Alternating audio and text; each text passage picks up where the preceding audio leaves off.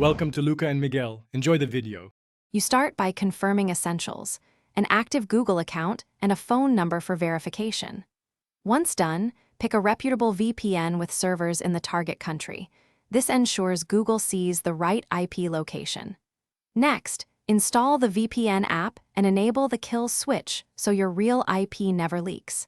Make sure to clear browser cookies and site data before continuing. This avoids location mismatches and cached credentials that can trigger verification roadblock. You now connect to a specific VPN server and keep that IP consistent during setup, because switching mid-process can flag your account.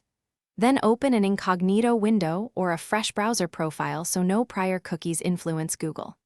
Log into Google, go to Google Voice, and pick a number in the VPN country. When prompted, link your forwarding phone and complete SMS or call verification. If SMS fails, try the call option. Reliability varies by carrier and region. Finish by testing inbound and outbound calls and leaving a voicemail while connected to the same VPN server. This confirms everything routes correctly. If verification or usage is blocked, first switch to a nearby server in the same country, then retry verification. Alternate forwarding phones often help.